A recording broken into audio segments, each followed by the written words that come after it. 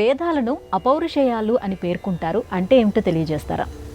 వేదములు అంటేనే తెలియచేయునవి అని అర్థం.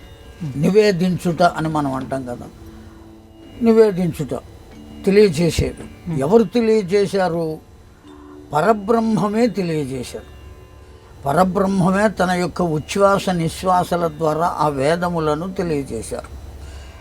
పౌరుషేయము అంటే ఎవరైనా ఒక పురుషుని చేత కానీ ఒక వ్యక్తి చేత కానీ రచింపబడి అందింపబడిన దాన్ని పౌరుషేయము అని అంటారు. ఒక పురుషుని చేత రచించినది గనుక పౌరుషేయము.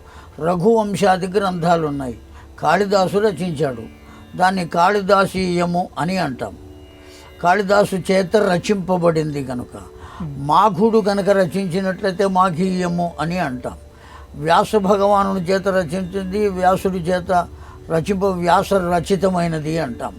కానీ దీన్ని మాత్రం, వేదములను మాత్రం అపౌరుషేయములు అని ఎందుకన్నాము అంటే, ఋషులు వాళ్లకు కావలసినటువంటి కర్మలను పూర్తి చేయటానికి ఏ విధంగా పూర్తి చేయాలి అనేటువంటి చింతనతో ధ్యాననిష్ఠులై కూర్చుని ఉన్నప్పుడు మొత్తం శూన్యము నుండి వాళ్లకు కొన్ని మంత్రములు తెలిసినాయి. ఆ మంత్రములను వాళ్ళు అనుష్ఠానం చేశారు. నేను ఇప్పుడు ఏ భగవంతుణ్ణి అనుష్ఠానం చేయాలి అని అనుకుంటానో ఆ భగవంతుడి గురించి ఎట్లా అనుష్ఠానం చేయాలో ఓ గురువుల వద్దకు వెళ్ళి తెలుసుకుంటాం. అట్లాగే ఆ ఋషులు కూడా వాళ్ళు ఆ ధ్యాన నిష్ఠులై కూర్చున్న వెంటనే విశ్వము నుండి వాళ్లకు గోచరించినటువంటి మంత్రములు ఎన్ని ఉన్నాయో వాటిని అన్నిటినీ కలిపి వేదములు అని చెప్పారు. కనుక అందుకనే వాళ్ళు దార్శనికులు అని పేరు. దర్శించారు కనుక, వాళ్ళు తెలుసుకోగలిగారు కనుక, వాళ్ళు విన్నారు కనుక ఆ మంత్రములను విని మనకు చెప్పారు. అంతే తప్ప ఎవరో ఒక ఋషీశ్వరుడు రచించినవి మాత్రం కాదు. అందువల్లనే వాటిని అపౌరుషేయములు అని పిలుస్తారు వేదాలను. ఒక పురుషుని చేత రచింపబడినవి కావు. ఒకవేళ రచింపబడినవి అని చెప్పడానికి అనేక మంది కుహనా పండితులు ప్రయత్నం చేస్తున్నారు లోకంలో. కానీ ఈ వేదములు వచ్చే నాటికి సృష్టి ప్రారంభంలోనే వచ్చినాయి ఈ వేదములు. సాక్షాత్తు పరమాత్మయే, పరబ్రహ్మమే బ్రహ్మదేవునకు తేనే హృదయ బ్రహ్మహృదయే అనేటువంటి విషయం భాగవతంలో చెప్పబడింది.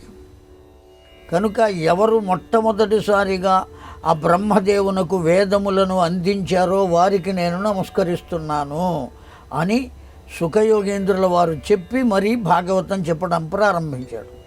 కనుక ఈ వేదములను ఇచ్చిన వారు ఎవరయ్యా అంటే విశ్వము నుండి వచ్చిన ఎవరిచ్చారో కూడా మనకి తెలియదు.